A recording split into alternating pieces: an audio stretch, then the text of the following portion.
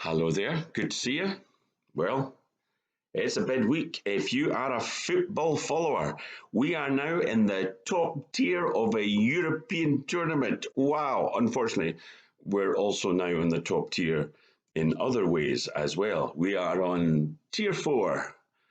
And so, once again, we seem to be making one step forward and two stumbles back.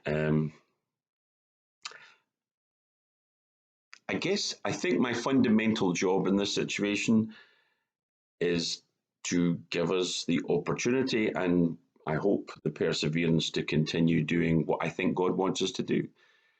And what God wants us to do is still Matthew 28, go into all the world, baptizing them in my name and teaching them what I've taught you. So, well, let's just say I think it was after yesterday yesterday was a kind of, I read out stuff that I had found online where somebody in their early 80s had come to faith. And it's one of those hopefully inspiring stories. And then as I reflected on it, I realized you don't actually need um, to go online to get stories like that. You don't know Donald. Donald used to live a couple of doors up from the church in Pennycook, where I was, Pennycook South. And Donald, just normal guy. He he was somebody who has had his challenges in life. He had got married. His marriage had failed. He got married again. There were challenges in that relationship as well. Um, but the thing that by the time we met him, as in the congregation met him, he was well into his 70s.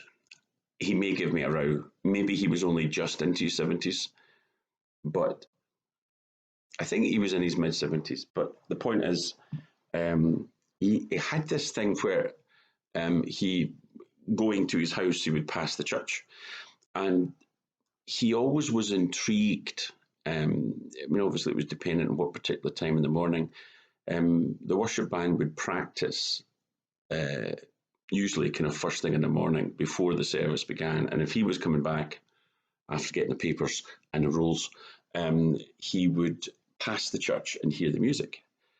And the thing is, I think it was slightly different because it was the week before Christmas, so it was leading up to Christmas, and it wasn't just before the service. It was a few days before because they were practicing for the watch night service, and he just gets so intrigued because he was hearing Christmas carols that he recognised, but he wanted to sing them, and the way he describes it, he got to the point where he couldn't just keep on walking past the church. He got to the point where he needed to go and sing the Christmas carols. And so it was literally, now it must be about maybe 7 or 8 years ago. He went into the watch night service and joined in the Christmas carols, was really positive about the way that he was received and was positive about what he heard in terms of the gospel preached. Above all else, he was just taken with the fact that people had recognised him. Obviously, there was folks in the congregation who had seen him going up and down, passing the church. And when they saw the Will Kent face, they gave him a warm welcome, which he was quite taken by. Anyway, having come once and having had, none of the church pillars collapse on him, he started coming on a regular basis. And I would say it was actually relatively quick. I think it was a few weeks later might have been a few months, he made a commitment to Jesus Christ. And it was, um, again, maybe you feel I'm doing a disservice to the Church of Scotland. It was um, a kind of full-on conversion. He placed his faith in Jesus.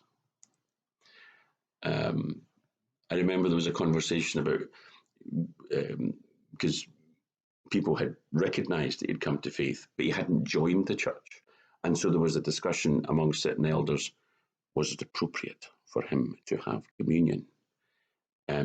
Not least because Donald himself was asking, "Is it okay if I take communion?"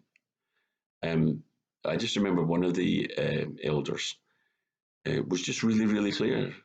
She said, "Not seen a conversion more obvious and more straightforward and more just plain as the nose of your face." And so he had communion.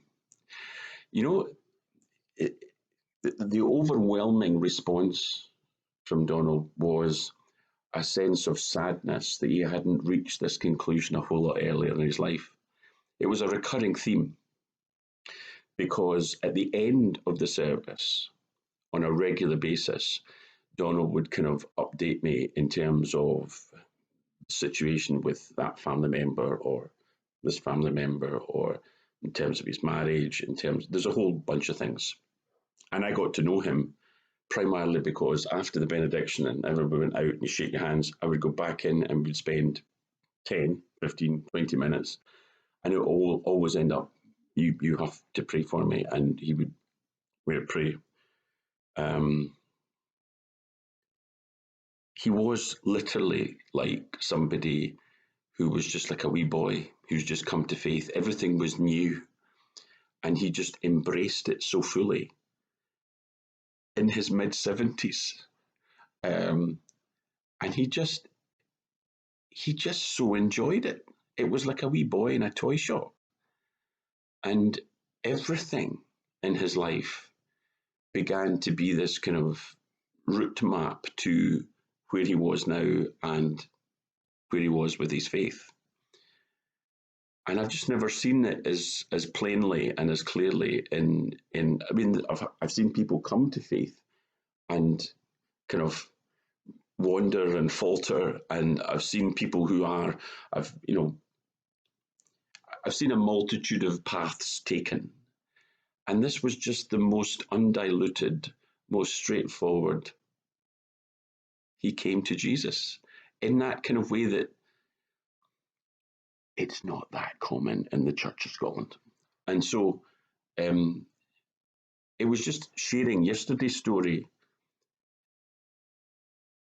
I thought, why did I wait to find this thing online when I know exactly what that's like because I've seen it up close. I can't honestly present Donald as the kind of person you had given up on. It was the reverse. It was kind of like in his family, it was like he was the Christian, but he wasn't. And then when he became a Christian, it was like he had been one all his life. He was the one that his family depended on, and he was the one who literally was the kind of glue. There's a book called it's to do with Eve being the glue that keeps families together, and it's usually the woman that do that, or the woman in the family. But with Donald, it was Donald who did that, and he was just this person who brought folks together, whether in his family or at church. And I guess it's just really important in a season when we don't see people come to faith with the regularity and speed and frequency that we would like. It's important to keep in mind he literally walked into church because he just found it impossible to keep on walking past the Christmas carols. I need to actually go in and join in and see what this Christian thing is like. Do you know anybody like that? Because I do. And I guess it's more just there are times when people dismiss ministers and what they say because it's like, where are these people? Well, I wish there were more, but I also recognize it's important for us to keep on praying because so often it is from other people. Because within the Church of Scotland, we've become very shy about sharing our faith. But people ask or seek or hear the Christmas carols and want to find out more. And tomorrow, I want to tell you about somebody in Flemington and Hallside who shared their faith because the person asked. In the church grounds, no less. This stuff happens. This is real. And because we're working our way towards Christmas, people, probably more so than any other Christmas, are looking to find some kind of meaning. And as Christians, we need to be plain and direct. We as a country are in lockdown, tier 4. But our faith isn't locked down. The gospel isn't socially distanced. It's not as if the message can't be shared. Who are you praying for? And what is it you're working towards this Christmas season so that you can have an opportunity for Christ? To give people an opportunity to hear more. Because there are people who want to know more. See you tomorrow. Until then, what is it again? If you can remember, then don't just wait for me to say it. You have to do it. Go with God, because I know God goes with you. Bye.